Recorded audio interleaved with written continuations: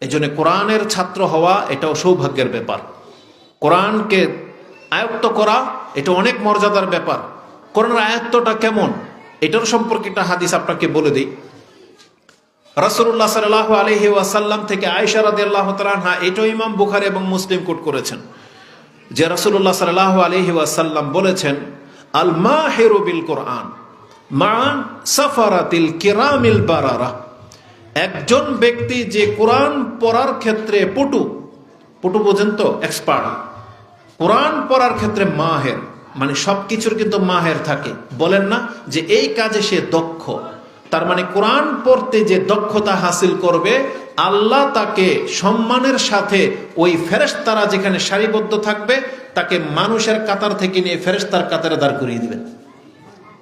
মা সাফারাতিল কিরামিল বারারা বলা হয়েছে, সম্মানিত লেখক ক্লার্ক যারা আল্লাহর ওহী লিখত, এই ফেরেশতাদের সাথে আল্লাহর কালাম পাঠকারীকে দাঁড় করিয়ে দিবেন। ওয়াল্লাযীনা ইয়াকরাউল কুরআনা তা'তাউ ফি ওয়া হুয়া আলাইহি শাক্কুন লাহু আজরান। তবে যারা কোরআন পড়তে আমাদের মতো যাদের কষ্ট হয়, সদ উচ্চারণ করতে, দদ উচ্চারণ করতে, জ উচ্চারণ করতে, জা জ পার্থক্য করতে আমাদের যাদের কষ্ট হয়, আপনারা যারা আছেন কষ্ট করে পড়তেছেন, শিখতেছেন, তাহলে তাদের সম্পর্কে রাসূল বলেছেন এদের জন্য ডাবল নেকি। কেন ডাবল নেকি? এই যে আপনার কষ্ট হচ্ছে তারপরে পড়তেছেন, পড়ার একটা নেকি, কষ্ট হওয়ার কারণে আরেক নেকি, মানে কোনো ব্যক্তিকে মাহরুম করা হয়নি। তাহলে কোরআন পড়তে মাহের হওয়ার জন্য আল্লাহ সুবহানাহু ওয়া তাআলা উৎসাহিত করেছেন। এই কোরআন কেন এসেছে বললাম, আমাদেরকে উপকার করার জন্য, আমাদের মান সম্মানকে উঁচু করার জন্য, আর আমাদেরকে সুপারিশ করার জন্য। আসলে এই তিনটা জিনিস আপনাকে ভেঙে বলি। এক তো প্রথমেই বললাম যে আপনার আমার সম্মানকে উঁচু করার জন্য কোরআন আসছে। কিভাবে সম্মান উঁচু হলো? প্রথম সম্মান উঁচু হয়েছে, আমরা ছিলাম জাহান্নামী। আমরা সবাই, পৃথিবীর সমস্ত মানুষ কিন্তু জাহান্নামী, সবাই বিপদে আছেন। যেমন কিভাবে বুঝবেন? ওই যে আল্লাহ সুবহানাহু ওয়া তাআলা সূরা আসরে ইঙ্গিত দিয়ে দিয়েছেন, আল্লাহ কসম করে বলেছেন, ওয়াল আসর ইন্নাল ইনসানা লাফি খুসর। আমি যুগ বা সময়ের কসম করে বলতেছি, ইন্নাল ইনসানা, নিশ্চয়ই মানুষ, আল্লাহ বলছেন মানুষ মাত্রই ক্ষতিগ্রস্ত। ক্ষতিগ্রস্ত মানে জাহান্নামী। তবে আল্লাহ সুবহানাহু ওয়া তাআলা বলেছেন ওই ব্যক্তি না, ইল্লাল্লাযীনা আমানু ওয়া আমিলুস সালিহাত ইলা আখিরিস সূরা। আল্লাহ বলেছেন তবে যেই ব্যক্তি ঈমান আনবে এবং সৎ কাজ করবে সে না। তার মানে ঈমান আপনাকে ওই জাহান্নামী হওয়া থেকে বাঁচিয়ে দিল। ঈমান এটা এমন একটা জিনিস, সেটা আপনাকে জাহান্নামী হওয়া থেকে সম্মানিত করে দিল। আর আল্লাহ সুবহানাহু ওয়া তাআলা এই কোরআনে সে কথা বলেছেন, ইয়ারফাইল্লাহুল্লাযীনা আমানু ওয়াল্লাযীনা উতুল ইলমা দারাজাত। ইয়ারফাইল্লাহুল্লাযীনা আমানু মিনকুম, তোমাদের মধ্যে যারা ঈমানদার আল্লাহ বলেছেন তার সম্মান সবচেয়ে বেশি। তার মানে পুরো পৃথিবীর মানুষের মধ্যে যারা ঈমান আনতে সক্ষম হয়েছেন, আপনি কিসের উপর ঈমান এনেছেন? আল্লাহর প্রতি, বিচার দিবসের প্রতি, মালাইকাদের প্রতি, রাসূলগণের প্রতি, এবং এই যে কোরআন আল্লাহর কালাম, এই কোরআনের প্রতি আপনি ঈমান আনার কারণে আপনাকে আল্লাহ জাহান্নামী থেকে জান্নাতি ঘোষণা করে দিলেন। তাহলে এই যে উপকার করা শুরু, মানে আপনার মর্যাদা যে কিভাবে উঁচু হয়। আল্লাহ বলেছেন পৃথিবীর মানুষ যারা ঈমান আনতে সক্ষম হয়েছ, তার মানে তোমাকে এই কোরআন এখন মর্যাদায় উঁচু করে দিয়েছে। আর এই কোরআনকে যারা এখন গ্রহণ করেনি তারা হবে সবচেয়ে লাঞ্ছিত জাতি।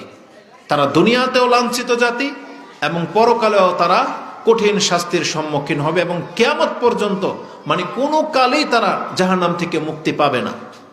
কিন্তু যারা কোরআনের প্রতি ঈমান এনেছেন, এই কোরআন আপনাকে জাহান্নাম থেকে বাঁচিয়ে দিয়েছে। কিভাবে আপনাকে কোরআন বাঁচিয়ে দিল, আপনাকে উপকার করলো, আপনাকে টেনে তুলবে এই কোরআন জাহান্নাম থেকে, টেনে তুলবে। এটার দৃশ্যটা কেমন হবে সেটা রাসূলুল্লাহ সাল্লাল্লাহু আলাইহি ওয়াসাল্লাম তিনি এক হাদিসে আমাদেরকে জানিয়েছেন। কোরআনও এই মর্মে আয়াত রয়েছে, যেমন সূরা আল ইমরান 3 নম্বর সূরা 103 নম্বর আয়াতে আল্লাহ সুবহানাহু ওয়া তাআলা বলেছেন, ওয়াতাসিমু বিহাবলিল্লাহি জামিআন ওয়ালা তাফাররাকু। তোমরা আল্লাহর রশিটাকে শক্ত করে, সবাই মিলে আল্লাহর রজ্জুটাকে শক্ত করে ধরো। ওয়ালা তাফাররাকু, তোমরা এখান থেকে বিচ্ছিন্ন হইও না। আল্লাহর সে রশিটা কি? আল্লাহর এই কোরআন, যেটা আল্লাহ আকাশ থেকে নাজিল করেছেন, আল্লাহর বিধান। আল্লাহ বলেছেন আমার যে বিধান, এই কোরআন যে আমি আকাশ থেকে নাজিল করেছি, এটাকে শক্ত করে ধরো। ওয়াতাসিমু বিহাবলিল্লাহি জামিয়ান, আল্লাহর হাবলুল্লাহিল মাতিন বলা হয়েছে। এটা এমন একটা রশি, এটা কখনো ছিঁড়ে যাবে না। এটাকে যারা ধরে থাকতে পারবে, মানে আপনাকে ধরতে হবে ধরার মতো, ছেড়ে দিলে চলবে না। এই রশি কখনো ছিঁড়ার জিনিস না, মানে আপনি যদি ছেড়ে না দেন, রশি কোনোদিন আপনাকে ছাড়বে না, আর রশি কোনোদিন ছিঁড়বেও না। কিন্তু আপনাকে বলা হয়েছে ধরে থাকতে। যারা ধরে থাকতে পারবেন না, তারা জাহান্নামে পতিত হবে। এই আয়াতটাকে বোঝার জন্য রাসূলুল্লাহ সাল্লাল্লাহু আলাইহি ওয়াসাল্লামের সে হাদিসটি আপনি দেখেন, যে হাদিসটি ইবনে হিব্বানে রয়েছে 122 নম্বরে, বাজ্জারেও রয়েছে। হাদিসটি সাহিহ তারগিব ওয়া তারহিবের মধ্যে রয়েছে 38 নম্বরে, এবং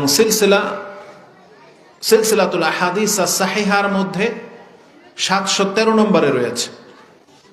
রাসূলুল্লাহ সাল্লাল্লাহু আলাইহি ওয়াসাল্লাম বলেছেন, ইয়া আইয়ুহান নাস, হে মানুষ সকল, তোমরাই তো সাক্ষী দাও যে আল্লাহ ছাড়া সত্য কোনো ইলাহা নাই, আর আমি হচ্ছে আল্লাহর রাসূল। তখন বলছেন নাম। সাহাবায়ে কেরাম বলছেন, হ্যাঁ আমরা এই কথার সাক্ষী দিই। তখন রাসূল বলেছেন, কিভাবে এটা তোমরা মেনে নিলা যে আল্লাহ একজন আছে আর আমি হচ্ছে আল্লাহর রাসূল, সেটা কিভাবে মানতে পারলা? তখন রাসূলুল্লাহ সাল্লাল্লাহু আলাইহি ওয়াসাল্লাম এই কোরআনের কথা বললেন, এই কোরআন যদি নাজিল না হতো তাহলে তোমরাও আমাকে রাসূল বলে মেনে নিতে না, আর আল্লাহ যে একজন আছে এটাও তোমরা জানতে না। ইন্না হাযাল কুরআনা সাবাবুন, এই কোরআনই হচ্ছে সেই উপায়, যে উপায়ের মাধ্যমে তোমরা 7 আকাশের উপরে যে একজন আছেন সেই সত্তার জ্ঞান তোমরা অর্জন করেছো। এটার মূল কারণ হলো এই কোরআন। আমি রাসূল এ কথা স্বীকৃতি দিতে পেরেছো এই কোরআনের কারণে। তারপরে রাসূলুল্লাহ সাল্লাল্লাহু আলাইহি ওয়াসাল্লাম বলেছেন, এটা শুধু স্বীকৃতির বিষয় না, এই কোরআনটা কি তোমরা জানো? তারাফাহু বিয়াদিল্লাহি ওয়া তারাফাহু বিআইদিকুম, এই কোরআনের এক মাথা আল্লাহ যে উপর থেকে লটকিয়ে দিয়েছেন, মানে দূর জমিনে যে ফেলেছেন, ওই আল্লাহ কিন্তু একবারে ছেড়ে দেন নাই, আল্লাহ একটা মাথা ধরে রেখেছেন। বুঝছেন রাসূল কি বলেছেন? কোরআনটা উপর থেকে লটকে দেওয়া হয়েছে, আর আল্লাহ এটাকে বলেছেন রশি। এটা বলেছেন একটা আল্লাহ সুবহানাহু ওয়া তাআলার হাবল মানে রশিকে বোঝায়, বা একটা হাতল ধরে নেন। উপর থেকে একজন উদ্ধারকারী, একজন মালিক উপর থেকে একটা রশি লটকিয়ে দিয়েছে। আচ্ছা বলেন তো দেখি, উপর থেকে যখন কোনো কিছুকে লটকায় বা নিচের থেকে ফেলে, উদ্দেশ্য কি? উদ্দেশ্য হলো যে উপরে আছে সে নিরাপদ, আর যারা গর্তে আছে, পড়ে বিপদে পড়ে গেছে। একটা মানুষ যদি গর্তে পড়ে যায়, আমরা তাদেরকে কিভাবে তুলি? আপনি নিচে নাইমা ধাক্কা দেন নাকি উপর থেকে টান দেন? কারণ নিচে পড়লে আপনাকে উঠাবে কে? এই জন্য ইসলামিক নীতি হলো আপনি আগে বাঁচেন, বেঁচে তাকে টানেন। এটা হচ্ছে ইসলামিক নীতি।